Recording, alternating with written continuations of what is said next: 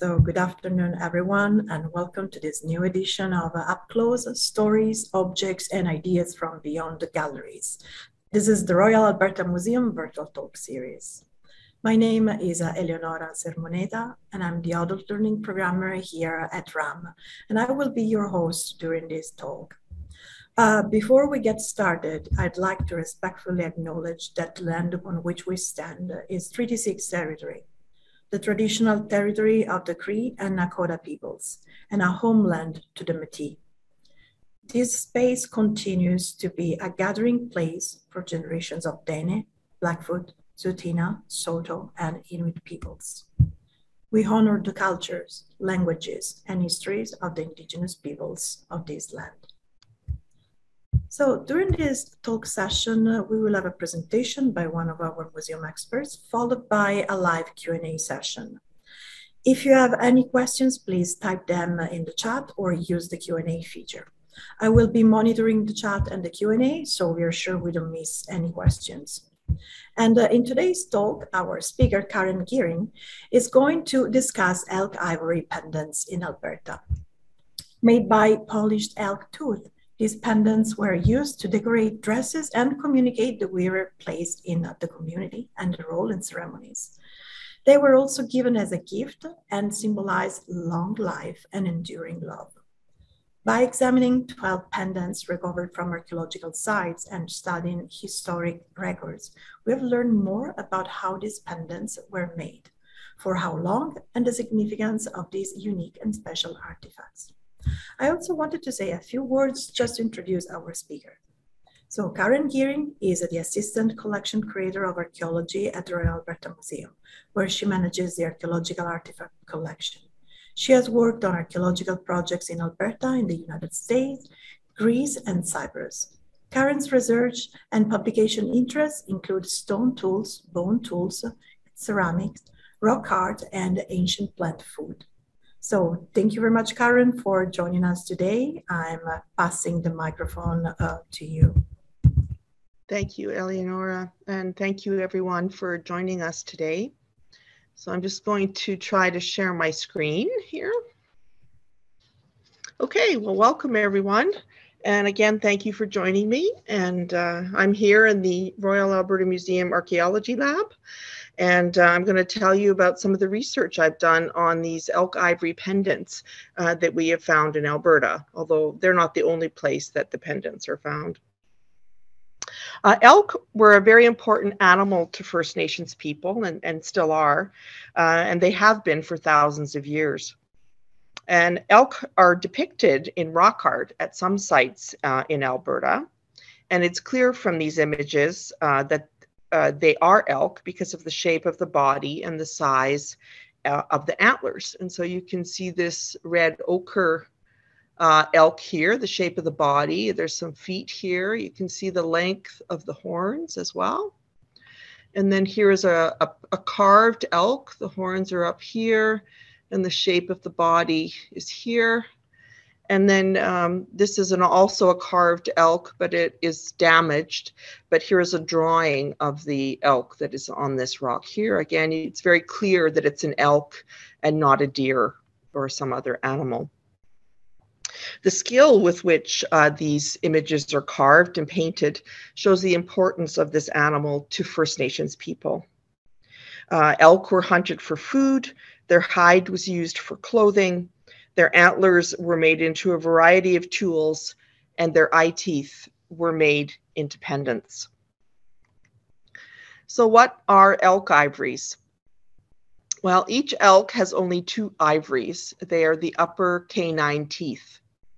And elk ivories are vestigial tusks. So millions of years ago, elk had long tusks, which gradually shrank over time, and they sort of exchanged their tusks for antlers. So these vestigial tusks are actual ivory. So they're not the same as the other teeth. And they are referred to by many different names, even still today: eye teeth, canines, tusks, whistlers, tushes, bugler teeth, and forbs. And I'm probably sure there's some more names. And you can just see an example of a tooth right up here. So what are the elk tooth pendants then? Well, they are the upper canines that have been shaped and polished to create a very beautiful, shiny, smooth surfaced bead, as you can see in the picture here below. A hole is drilled through the root so that the pendant can be hung or attached to clothing. So in today's talk, we're going to look at how the sex and age was determined of the elk teeth, of the elk that these teeth came from. And we're going to look at how they were shaped and polished. We're going to look at the drilled holes that were used for attachment. And we're going to talk about the cultural value of the elk ivories and their use by First Nations people into the historic period. And we will also look at the use of bone imitation elk teeth on 2 Blackfoot dresses that are in the collection here at the Royal Alberta Museum.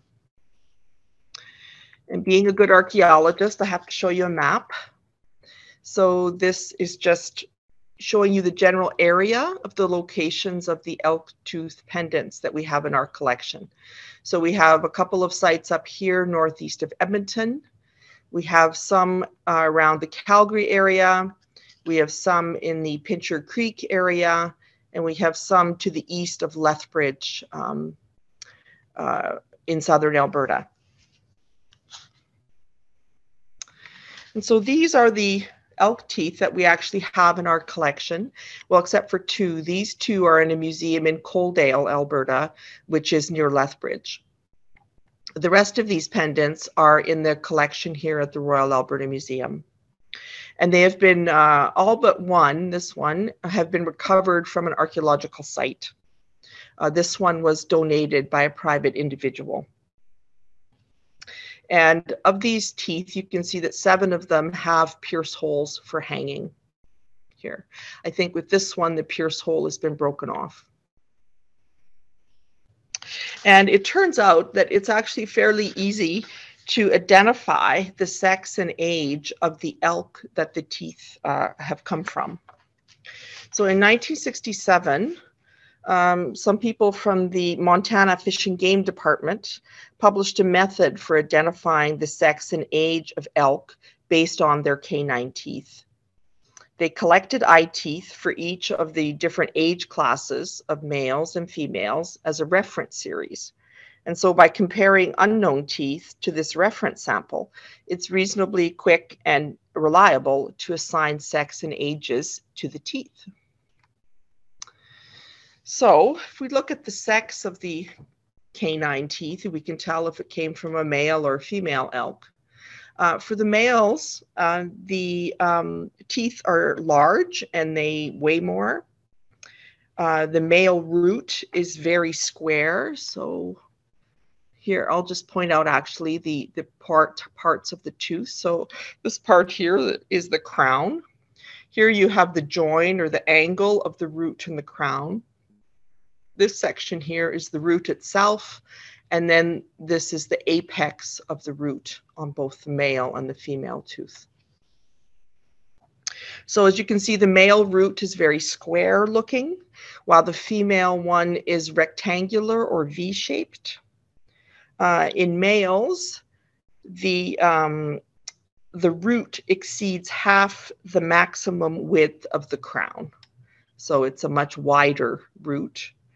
And in females, the root is less than half the width of the crown. So it's a much narrower root. Male teeth are generally triangular in shape, while the female teeth are called rhomboid in shape, this sort of globular shape here. And male teeth have a gentle angle on the side, on the side that faces their tongue. So there's a gentle angle between the join of the root and the crown, and females have a smaller angle between the root and the crown. But even without going into all of the details of these criteria, you can see that they look visually distinctly different. So it's when you have just a male or female tooth that's unmodified by humans, so just taken from an elk, it's pretty easy to tell what sex the animal was. So looking at the teeth in our collection, I wanted to age them to see how old the animal was. And so the main criteria really is looking at the wear on the crown. So this part here, this is actually the part that would be chewing food and you know, facing the tongue. And so you're looking at the wear on the crown, and you're looking at the length of the root and the crown in relation to the overall length of the tooth. Also, there is a gradual closure as the animal ages of the apex of the root. So this part here gradually closes as you can see it a little better on this one. This part gradually closes as the animal ages, so it's an indication of age, the state of that closure. However, when the tooth has been worked and pierced, many of these features disappear or are less obvious. So in this tooth here, where's my cursor? Here we go. You can see that some of the features, the angle between the root and the crown is still visible here. But if you go to this tooth, it's extremely smooth and polished. So that line, that demarcation between the root and the crown has been filed down to create a very smooth surface, as in this tooth and this one as well. These teeth here, one of the other features is that as a female ages, there's a groove between the root and the crown, and this groove gets deeper and more evident as the animal ages. So it's also a criteria for their age. And so the female teeth that we have in our collection range from 3.5 years old to about 6.5 years old. And then for the male teeth, and so these are just, this is the reference sample that was created by the people from the Montana Fish and Game Department. It's a really useful publication. So again, for the male teeth, you're looking at the wear on the crown, which starts off as triangular when they're younger, but then wears to an angle as they age right here. And when the animal ages and this tooth wears to an angle, you also get these tan colored concentric circles. And I think you can just barely see it there. So, but they are visible on this tooth.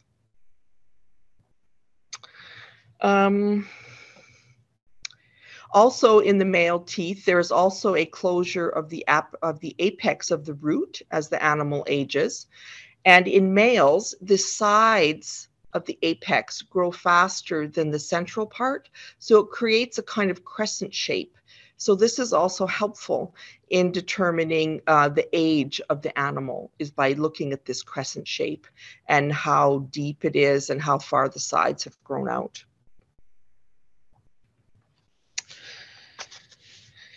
And the ages for the male teeth in our collection range from about 2.5 years old to about 6.5 years old.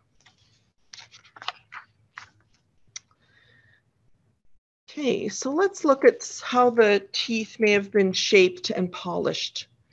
So here's an example of a female tooth, the one that has less modification, where you can still see some of the features here on the sides. And then here is an example of a male tooth that is not very modified either, and you can still see this line between the root and the crown. So, and here is a female tooth where it has been highly modified. So you can see the difference between the two teeth here. You can sort of see the bulge, like the general shape, but the sharp angle has been filed away and smoothed out. And the same is true for the male teeth. You can still see a bit of this sort of angle here, but it's actually been really smoothed and polished so that these distinct features are not so visible anymore. And we're not exactly sure how they shape the teeth, but we suspect that it would have to be done with something abrasive. So possibly a small abrader made of sandstone, so just a small rock made of sandstone, or possibly also an antler tine. So antlers are quite rough on the exterior surface, and so they may have used an antler to help to file away all of these rougher edges. For polishing the tooth, there's been some experiments done, and it's possible that they use dry or wet hide to help to polish the teeth and to make them very shiny. And some of the oils from the hide may have enhanced the shine, created the shine on the pendants. And so I thought we'd look at the pierce holes of some of the pendants. So the pierce holes would have been made with a stone drill, and here's just an example of one so that you can see what they might have looked like. And they're made from stone, and they're made by chipping away small fragments of the stone to create the shape that you want and to create a sharp point and sharpen edges as well. So the drill hole for this tooth looks like it was made with a stone drill. And it looks like the drill was also held at an angle, so not perpendicular to the tooth, but sort of at an angle. And the hole is also biconical, meaning that it was drilled from both sides. And that created a central ridge in the center of the drill hole. So they drilled from both sides, but they didn't fully remove this central ridge in the drill hole. So that shows us how the hole was manufactured. This particular pendant also has these incisions that go right across the drill hole, and they could be deliberate. They could also, perhaps this was where the pendant was tied onto a garment. And the incision is the wear from the sinew or the rawhide that was used to attach it to a garment or some other object. And here's another pierce hole. This is a male tooth. And this hole was also biconical, so it was drilled from both sides with a stone drill. And it has also a central ridge in the middle of the drill hole here. So you can see it here as well. And we have another male tooth. And this tooth looks like it was drilled with a stone tool. It has a very slight central ridge. It's hard to see, but it is there. But this one was drilled perpendicular to the tooth. So it wasn't held at an angle. It was drilled directly perpendicular to the root of the tooth. So the hole looks a little bit different than the previous ones. And also note that there's such high polish in these microscope images. You can see the high level of shiny polish on the teeth as well. So that's kind of interesting. It just shows you how smooth and shiny they are. And this female tooth has an interesting pierce hole. It's a bit larger than the other ones, and it's really been smoothed and polished, so there's very little sign of the manufacture on this tooth. The age of the tooth would indicate that it was made with a stone drill as well, because this one I think is about 500 years old. But most of the signs of manufacture on this hole have been polished off to create this beautiful, very uniform hole. And one last one on the pierce holes. This is an interesting one. So this hole is much smaller, and I think it was made with a metal tool. And this makes sense because the tooth actually comes from a fur trade fort. The hole is very cylindrical, as you can see here, and it goes straight through the root without any ridges or edges. And again, you can see even in this tooth that where there has been less finishing on the angle between the root and the crown, there's still a lot of polish on the root itself, as you can see in the microscopic image.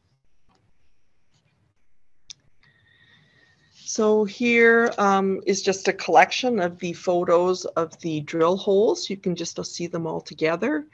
This one again was drilled perpendicular to the root, very straight. This one has a slight ridge in the center. This one has this incision that crosses the pierce hole. In this one, most of the manufacturer signs have been polished and removed. This one was likely drilled with a metal tool. And here we have another one with a slight ridge in the drill hole, indicating that it was made with a stone tool and was drilled from both sides. So that's just a little bit of a summary of the pierce holes. So what about the age of the pendants that we find from archaeological sites? Well, the oldest one that we're able to date dates from 2,600 years before present. This one here is about 550 years before present. This male tooth is about 200 years before present. And again, this one from the fur trade site is about 150 years before present. So they're quite old, and I would suspect older even than this date. It's just that we don't have one that we're able to date from an earlier time period. And all of these pendants have been found at campsites or kill sites, bison kill sites, except for this one that was found at the fur trade fort right here. So what's the evidence for how these pendants were used? We only have the 13 in our collection, so it's not a very large sample, and they're usually found individually, one or two at a time. So I started to look for references for elk teeth in historic writings. So for writers like Clark Whistler, Mandelbaum, people who traveled here when Europeans first came to Canada and were writing down and recording what they observed about First Nations cultures. So there are quite a few historic references that mention elk teeth. And George Grinnell discusses them in terms of marriage for women. And he said a chief's daughter would already have plenty of good clothing, but if the girl lacks anything, it is furnished. Her dress is made of antelope skin, white as snow, and perhaps ornamented with 200 or 300 elk tushes. Elk tushes were highly prized and were used for ornamenting women's dresses, he says. A gown profusely decorated with them was worth 2 good horses. So that's pretty valuable. Mandelbaum also mentions elk teeth and women's clothing. He says it's a long leather skirt coming down to their feet, bound around the waist with a girdle, and is often ornamented with many rows of elk's teeth, bright buttons, and glass beads. The girls are dressed in the same manner as the women, and their dresses are generally ornamented with elk's teeth, for which they paid a high price. Mandelbaum also mentions them. He says necklaces were made of buffalo teeth, elk tusks, or bear claws strung on sinew. Women's dresses were often ornamented with elk tusks and bear claws, in conjunction with a good deal of quill work, beadwork, and some painting. And Whistler and Duval document a story of Elk Woman, who is a sort of an ancestral figure in Blackfoot culture. And this story features and mentions elk teeth in particular.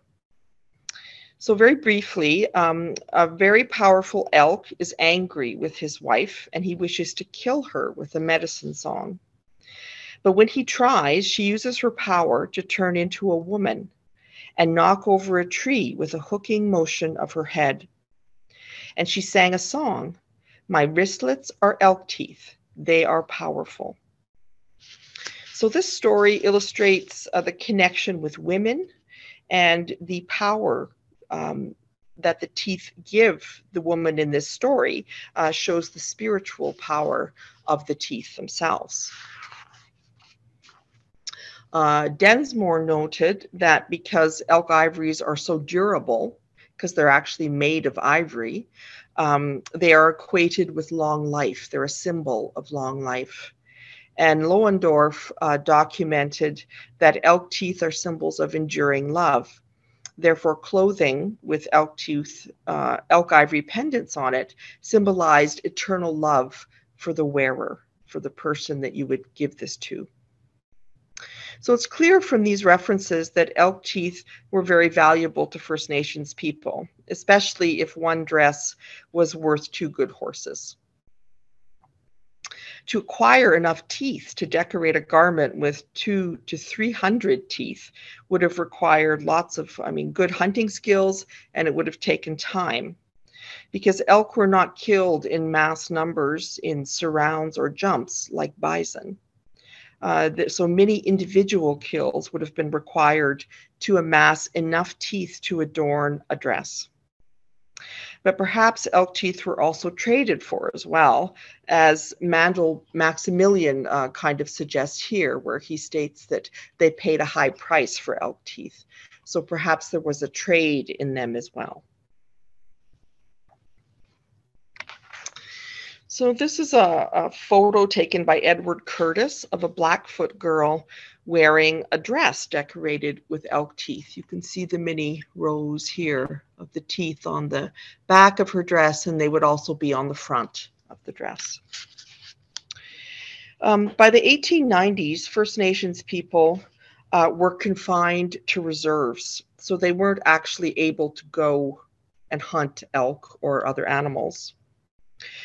But at the same time, there was a decline in the population of game animals at the same time. They had been overhunted. And so there was limited access to elk meat, to elk hides, and of course to elk teeth. But elk tooth dresses were extremely special and important garments, and they were reserved for ceremonies and celebrations, and they continued to be made. But now, they ornamented the dresses with imitation elk teeth that were carved from bone. The Blackfoot have always communicated important information through clothing. From a distance, you could identify a Blackfoot person by their style of dress. As you come closer, the color, pattern, and trim conveyed more information, such as the individual status in their community, their family affiliation, or a special relationship that they might have with certain animals. Blackfoot garments can be admired for their aesthetic qualities, but they are much more than beautiful clothing. They embody and express values and spiritual beliefs that lie at the core of Blackfoot life. The museum's Indigenous Studies program here at the RAM has 2 Blackfoot dresses that are decorated with imitation elk teeth. And I would like to acknowledge the retired curator of Indigenous Studies, Susan Berry, who kindly several years ago showed me these 2 dresses and discussed them extensively with me. By looking at these dresses, we have an opportunity to understand how elk teeth were used and what they were meant to communicate. The archaeological specimens that we've looked at help us to understand how old the use of elk teeth are and how old their message is. So this is the child's dress. It's Blackfoot, and it was made in the 1890s sometime. We don't know in particular who the individual child it was made for. but it was likely made for a mini polka, a beloved and gifted child, perhaps the age of 5 or 6, who became involved in ceremonies at a young age. Someone in her family spent many hours carving 189 imitation elk teeth and sewing them onto this dress. And the elk teeth are here. You can see there's 4 rows, and there's 4 rows on the other side as well. So it's considerable effort to create these elk teeth and the dress. An elk tooth expressed a family's wealth and their prestige, their position in the community. An elk tooth dress spoke of a man's hunting skill and his ability to provide his family with meat and hides. The elk ivories also, as we've seen, represent long life. When the other parts of the elk have decayed, the ivory teeth would remain. An elk tooth dress was an appropriate child's gift in order to wish them a long and healthy life. This dress, made in the 1890s, would have taken hundreds of hours, would have been spent carving these imitation teeth and sewing them onto the dress. And this effort indicates the honor and love that her parents and family had for her to create such a garment. And we talked about Elk Woman, that little story about Elk Woman. But Elk Woman is a strong figure for Blackfoot women, and she symbolizes modesty and feminine virtue. So having a dress with the elk teeth is also an appropriate gift for a girl, because Elk Woman is seen as a good model for young women, as a role model. And here is the other dress that is in the museum's collection. It's also Blackfoot, and it's made of hide. We don't know the date of it. It has 8 rows of imitation teeth, both on the front and on the back. So it has in excess of 400 imitation teeth on it. The vast majority of the teeth look like male teeth. They're very triangular in shape. And some of the teeth are smeared with a red substance. And in some places, it's quite thick, almost like a paste. And here's a close-up. You can see that the elk teeth are very triangular looking, so they mimic male teeth more. And then you can see the thick red substance. Sometimes it covers the drill hole. Sometimes it's just below the drill hole. So I was very curious about this red substance that was on this dress, on these imitation elk teeth, and I wondered if it could be red ochre. And ochre is it's actually hematite, so it's a mineral that has a lot of iron in it, and First Nations people used it to create a paint they would use for rock art or to decorate other bones or other objects. So it's a quite sacred substance for First Nations people. So I decided to look more closely at the pierce holes of the archaeological specimens that we have. So I took a photo of the drill hole, and you can see again some of the close-ups of the imitations on the dress here. And then I ran the photo of the archaeological one, the drill hole, through a program called D-Stretch, which is used to enhance red color. We often use it to enhance rock art images that have faded. But in this case, it showed a lot of red substance inside of the drill hole of this elk tooth pendant. And this pendant is in the neighborhood of, say, 500 to 1,000 years old. And so it's possible that the use of this red substance on elk tooth pendants goes back to at least that time period. So that's a really interesting discovery from looking at these imitation elk teeth. And so how are the imitation elk teeth made? Like what happened with those? So Raymond Wood in 1957 published a story about a Mandan man who lived on a reserve in North Dakota, and he made artificial elk teeth in the early 20th century. And he was able to make 5 artificial teeth per day. And so he sawed out pieces of leg bone from oxen bones. So he would saw out a piece of the oxen leg bone, and then he would shape them with a file and sandpaper. And he removed all of the cancellous or the spongy, bony tissue of the leg bone and created this very smooth and polished imitation.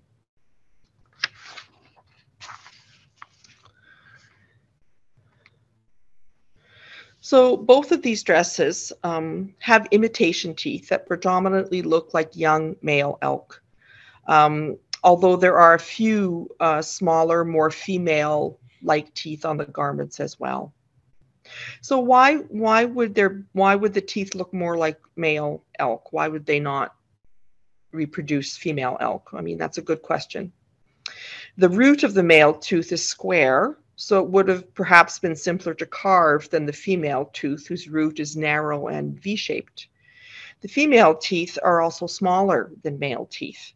And so the larger male imitations might be more visible and would take up more room on a garment. Therefore, less teeth would need to be made to fill the garment, and the larger teeth might look more impressive. And so just to summarize the messages that were communicated by the elk teeth, your status was communicated, your status in your community, and perhaps your role in ceremonies. The wealth of your family was communicated, and it was a wish on a personal level for long life, and it expressed honor and enduring love for the person who wore the garment, the person to whom it was given or made for. These 2 elk tooth dresses decorated with the bone imitations show us the importance and the persistence of the spiritual and cultural value of elk teeth when the real teeth were not available.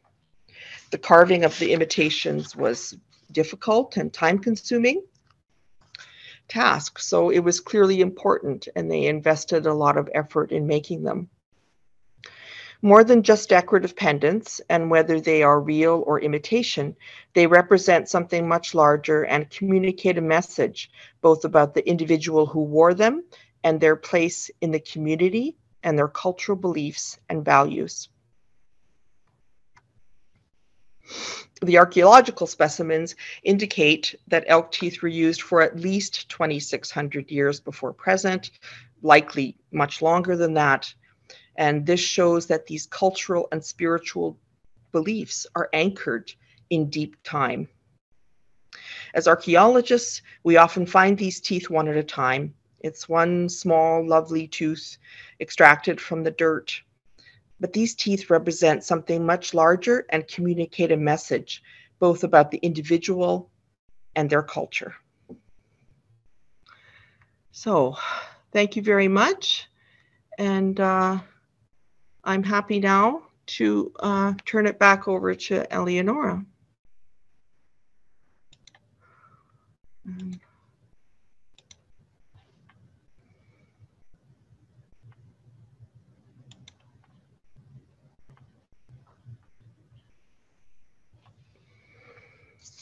Thank you very much, Karen. So I'm seeing already a few questions popping up in the Q&A. Let's get started with the first one. So, good one. How hard is the elk ivory? It's quite hard. I mean, it can be carved and shaped, right? So, but it's much harder than regular tooth, than a normal tooth, and just enamel. And it's much more durable. So if an elk dies and his body decomposes in nature, then the elk teeth will remain for much longer. So, but it is obviously clearly, you can file it. You wouldn't work it with another bone, you would need something harder than the ivory, so stone or antler. Thank you very much, Karen. The next question is, what type of bone are the imitation elk teeth made of? Elk or another animal? Well, it sounds like another animal. They probably would have used whatever was available, so possibly bison if they had access to bison, or in the example from the Mandan man in North Dakota, he was using oxen leg bones. So I think they would have used whatever was available to them. So it could have been a variety of things. Bison, cows, oxen, whatever they had. And here we have another good question. So would there have been teeth on men garments? Well, there is a little bit of evidence that men might have worn an elk tooth pendant as a bracelet. So they might have put it on some sort of string and then attached it and worn it as a bracelet. I've read descriptions of that, but I have not read a description where a man's dress or a man's shirt or leggings or something were profusely decorated with elk teeth. So it seems to be a particularly female garment that has the elk teeth. And there's this very strong connection to like elk woman and to females, to women. On to the next question. So were the teeth always used on garments, or can we tell if they were ever made into jewelry? Well, the only evidence we have is for their use on clothing.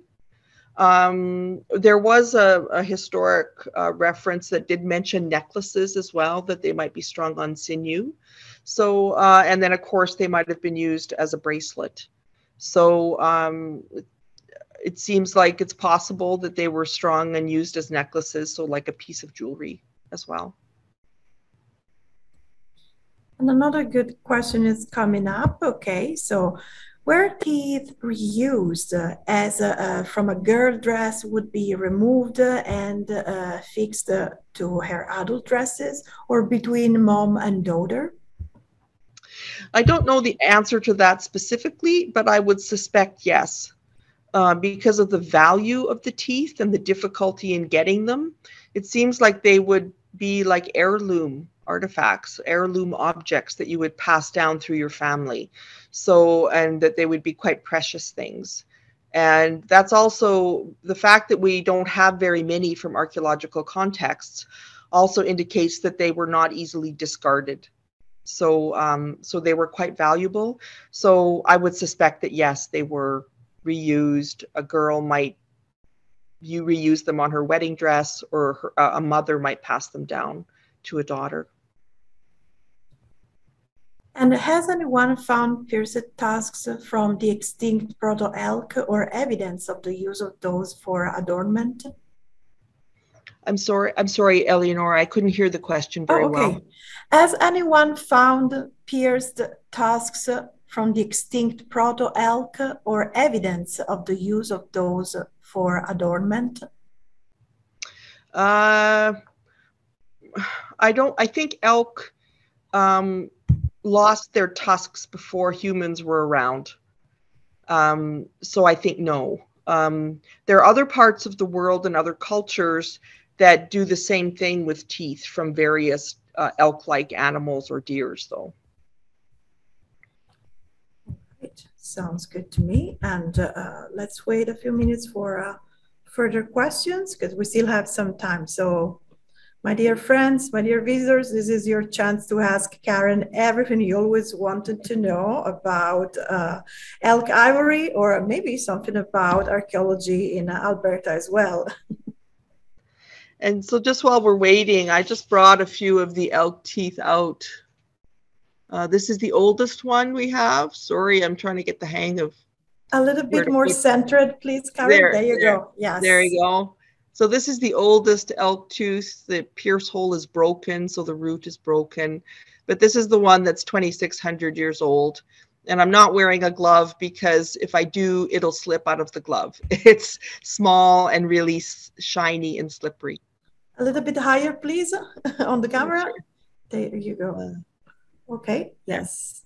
How's that? A little bit higher. There you go, just the pendant. Perfect, thank you. Okay. So that people can just see that one. Yeah, beautiful. And here's the one that has the incision holes on it. So we'll try this one. How's that? Oh, that's okay. That's quite all right. Yeah. Okay. So again, the pierce hole is broken, but you can see the incisions that cross the pierce hole. So, and you can also see just how small they are. You know, you see the size of them. And we have a couple of other questions for you, Karen. So what is the range of the use of elk teeth in North America? Oh, like the physical range, like the geographic range? They appear to be, there's not a lot of publications on them, but it appears there's some in Oklahoma, there's some in Montana, we have some in Alberta, Saskatchewan, and I think there's even some that have been documented in Ontario as well. And in North Dakota, South Dakota, in that area. So it's quite a big range of sort of the Central Plains area of North America. But again, many cultures in the world use this kind of tooth and create a pendant out of it as well. So it's not exclusive to North America.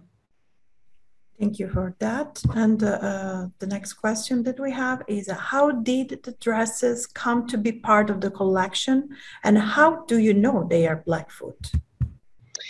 Well, I know, well, I don't curate the dresses in particular, so I don't have those particular records, but sometimes the dresses were donated by someone who had them. And then whenever someone donates something, we try to get as much information about that object as possible, whatever they know about it. But you can also tell by the decoration. So the previous curators who accepted these garments were knowledgeable enough to understand Blackfoot decoration, so they would know that it was a Blackfoot style dress. So. Okay, thank you so much, Karen. All right, we still have a few minutes. Okay, a question for me popping up right now. So, okay, yes, so I wanted to address this question. We're going to have recordings. The recordings will be available on RAM website, on the Up Close page, and hopefully they will be available in about 1 week. So if you're interested in that and you have to leave this talk right now, don't worry, because we will make them available very soon. Thank you.